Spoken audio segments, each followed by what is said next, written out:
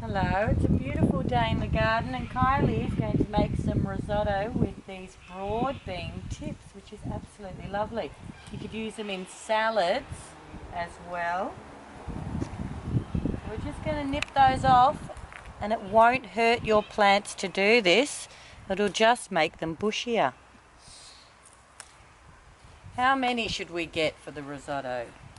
Look at those beautiful flowers. That looks good. Looks good. We'll just get one more to even it up. Alright, the next ingredient for our risotto is fennel. At this time of year, you're probably lucky to find your fennel still with leaves on it, but we have found some and it is a lovely flavour. So we're going to pick some of those fresh young chips. Absolutely beautiful. Callista kids love fennel. Callista kids do love fennel. It is a lovely flavour. Yep. Alright, final ingredient from our garden will be a lovely leek. That one looks pretty good. You might want to strip those leaves off, and you see they always get dirt in their bits, so I always like to take a few layers of those leaves off. That looks great. Another little one. You can actually plant leek at the moment too. Spring and autumn, good times to plant leeks. So there you go. Welcome back to Callista Quarantine Kitchen. Tonight we are going to cook chicken risotto with leek, fennel and broad bean tips. Please remember not to cook without an adult or somebody supervising you. The main ingredient of risotto is arborio rice. So arborio rice is an Italian version of superfino rice. It's named after Arborio in the Po Valley in Italy, and it's very high in amylopectin, which makes the risotto very, very creamy in texture. If you can't get arborio rice, you can use other types of rice, but Italian rice styles are the best. Okay, so I have pre-prepared some of the ingredients, or measured some of them out. Here we have 100 grams of Parmesan cheese, 100 grams of butter, 4 chicken thighs that I have diced up into pretty rustic kind of cubes. In here I have our broad bean tips. So this is just the very tip of the plant of the broad beans. I'm going to break them up a little bit, but they taste very similar when they're put into the dish as the actual broad beans do. They give a really, really nice but subtle flavour. And the other thing I'm putting in that I've already washed is fennel tips. Callista kids love fennel tips. They eat them all the time in the playground, and this is a really, really popular ingredient at school. So I'm pretty sure that most Callista kids will really love this risotto. The other thing I've got from the garden is some leeks.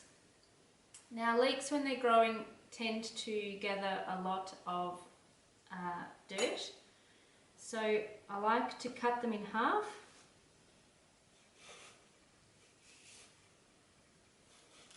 Very carefully. And peel back the layers to make sure there's no dirt in there. Those ones are actually okay. I know this big one will not be. So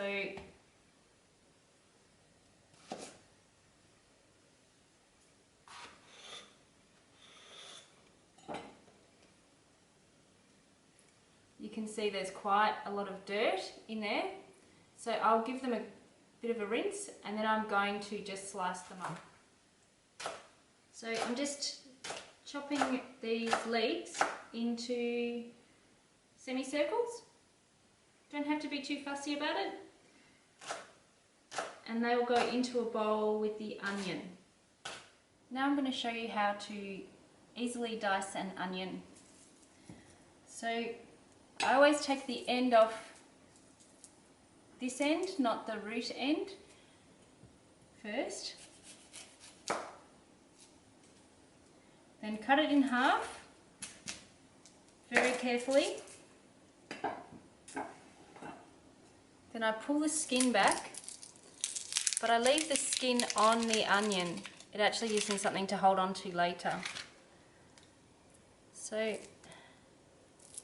sometimes they can be a little bit tough to peel back.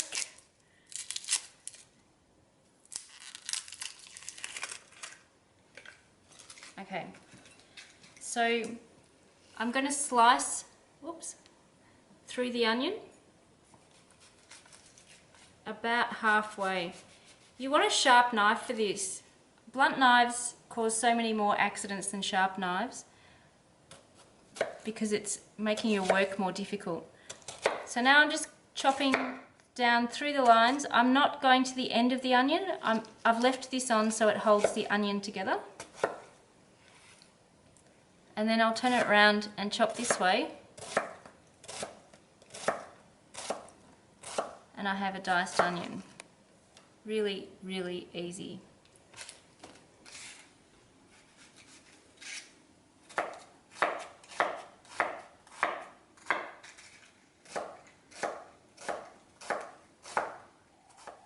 Okay, so now we're going to start cooking the risotto. Cooking risotto requires quite a bit of patience because it's something that you have to do bit by bit. So I have 1.5 litres of chicken stock warming up here. I've got it just on a high flame.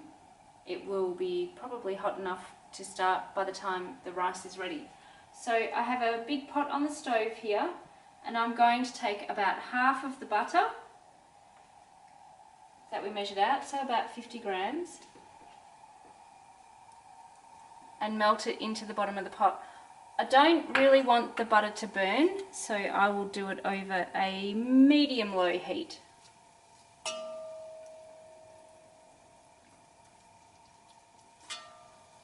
Once that butter is melting reasonably well, I'm going to put in the leek and the onion.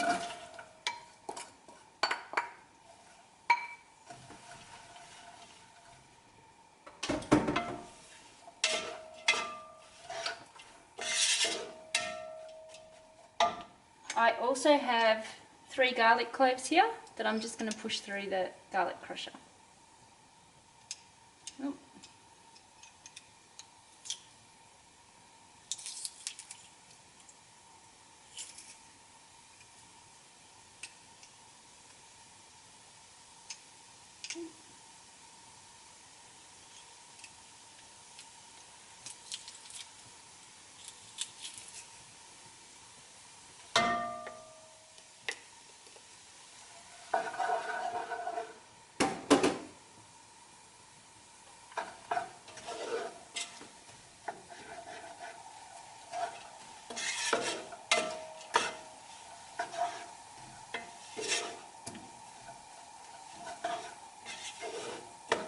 Now I'm going to sweat the onions and the leek off until they are really quite soft. So now the leek and the onion is quite soft, I'm going to add the chicken and brown that off too.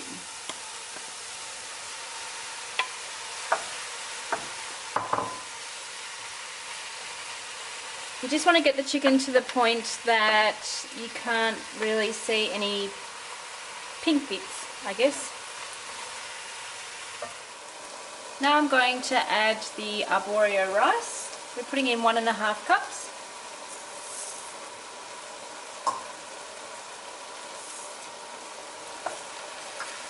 And we want to stir the rice into the butter with the leek, onion and chicken and garlic. And we really want to get it really well coated with the butter. The rice actually starts to become translucent on the outside as it starts to cook. And you need to do that before you add any stock to risotto, otherwise you're not actually going to be able to access the amylopectin that will give the creamy taste. So your risotto will end up being a little bit crunchy almost.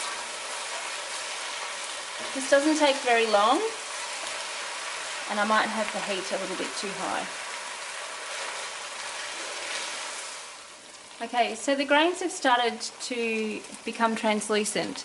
You can see that you can actually see the core of the rice inside the grain and the outside looks translucent. So now we're ready to start beginning to add our stock. When you start adding the stock, you need to be really careful because it will be a bit splattery. And we're going to do it just one ladle at a time.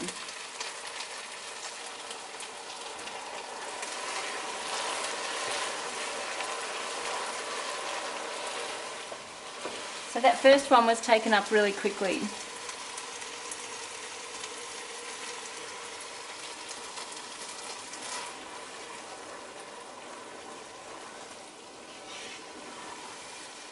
As you can see, most of that stock has now been taken up, so I'm going to add another ladle, and I'm going to continue adding a ladle after ladle slowly as it's taken up by the rice.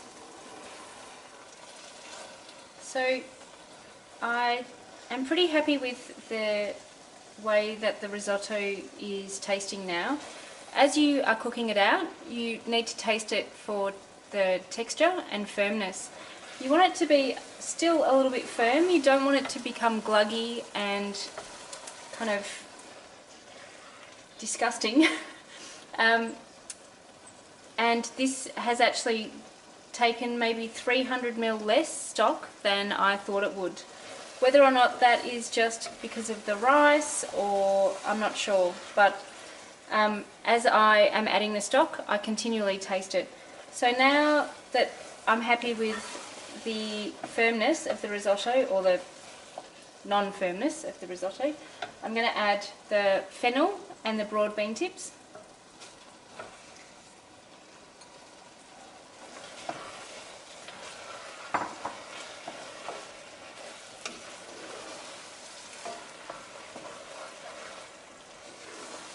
I'm also going to add the rest of the butter.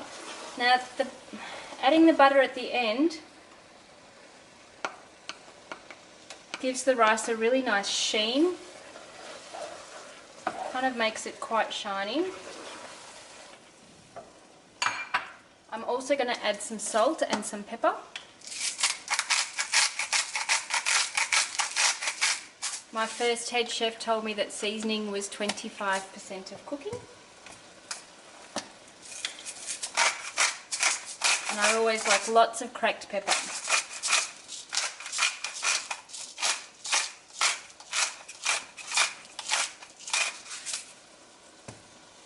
As you remember, I had 100 grams of parmesan. I'm going to use about half of it in here, and the other half I am going to use to garnish the risotto when I serve it. So I shall mix all this through, and then we will serve it up onto plates. So here's the end result with the risotto. I'm going to put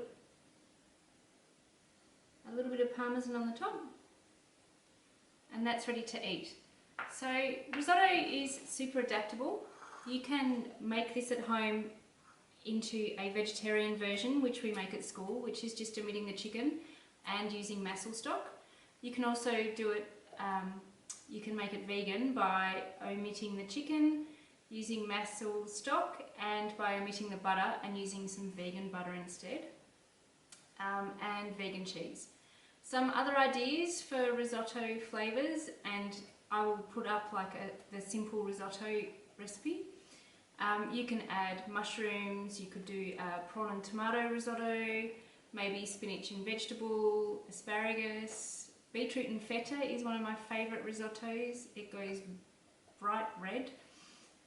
Pumpkin and sage risotto is delicious, and if you make too much, it's an awesome dish to have leftovers of, because you can let it go cold and it's quite clumpy. So you can roll it into balls and crumb it with panko crumbs, shallow fry it and serve it as arancini, or you could maybe hollow out a capsicum or a tomato and put the rice or the risotto into the capsicum or the tomato and bake it in the oven with cheese on top. Absolutely delicious. So I hope you enjoy cooking risotto. I look forward to seeing some new ideas or some other ingredients, and I will see you next week. Take care.